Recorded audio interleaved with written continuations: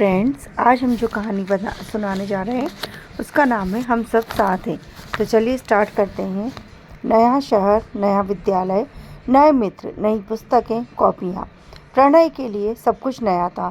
बहुत जल्द यहाँ भी कोई मित्र बन गए। प्रत्यक्ष, शिवांश, रुद्र, माही, इन सब के साथ गहरी मित्रता हो गई।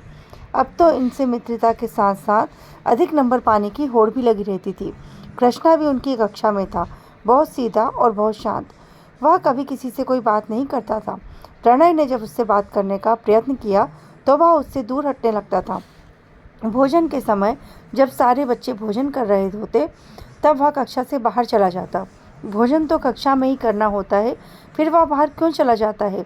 आज प्रणय ने तय किया कि इस बारे में कृष्ण से अवश्य कुछ पूछेगा। उससे भोजनावकाश के समय प्रतीक्षा थी। जैसे ही घंटी बजी वह कृष्णा के पीछे लग गया। कृष्णा कक्षा से बाहर निकल आया। प्रणय भी उसके पीछे आया। कक्षा के बाहर आकर कृष्णा इधर उधर घूमता रहा। तो क्या कृष्णा टिफिन नहीं लाता? शायद इसीलिए वह कक्षा से बाहर चला जाता है। तो क्या वह शाला की छुट्टी तक बिना खाए पिए रहता है? ऐसे बहुत सारे प्रश्न प्रणय के मन में चलने लगे।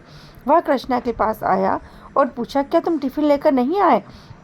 कृष्णा ने उसकी बात का कोई उत्तर नहीं दिया और आगे बढ़ने लगा, लेकिन प्रणय ने उसका हाथ पकड़ लिया।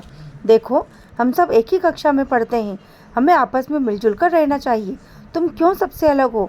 तुम्हें हमारे साथ रहना चाहिए। यदि तुम टिफिन लेकर नहीं आए तो कोई बात नहीं, हमारे साथ लंच करो। प्रणय ने उसे समझाया। यह कभी टिफिन लेकर नहीं आता, प्रत्यक्ष बोला। वह कभी शिवांश के साथ उन दोनों के पास आ गया। क्यों? यह सुनकर प्रणय चौंक गया, क्योंकि वह हॉस्टल में रहता है। वहाँ शाला के बाद छुट्टी में ही भोजन मिलता है। शिवांश ने प्रणय को बताया। कृष्णा चुपचाप खड़ा उनकी बातें सुन रहा था। अच्छा, तो तुम हॉस्टल में रहते हो? क्या तुम्हारा घर यहाँ से बहुत दूर है? प्रणय ने कृष्णा से पूछा। थोड़ी देर तो कृष्णा चुपचाप रहा, फिर बोला, नहीं। इसलिए तुम हॉस्टल में क्यों रहते हो? प्रणय ने उससे जानना चाहा। मेरे पिताजी भारतीय सेना में हैं, इन्हें वर्ष में 2-3 बार छुट्टी मिल पाती है, इसलिए उन्होंने मुझे हॉस्टल में रख दिया। उसने धीरे से बात का उत्तर दिया। और तुम्हारी माँ? अब प्रत्यक्ष ने पूछा। उसने कहा, वह अब इस दुनिया में नहीं है। इतना कहकर कृष्णा रोने लगा। उसकी बात सुनने के बाद सब चौंक गए।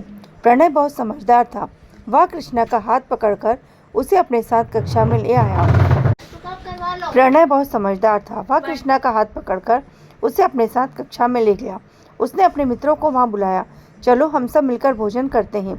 अब आज से कृष्णा भी प्रतिदिन हमारे साथ ही भोजन करेगा, प्रणय ने अपने सब मित्रों से कहा।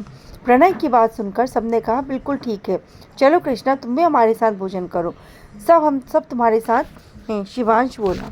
सभी ने मिलकर साथ में टिफिन को खाया और कृष्णा को भी खिलाया।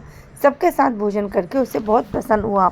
आज वो बहुत प्रसन्न था और वह अकेला भी नहीं था। तो कैसी लगी आपको हमारी कहानी? राधे राधे।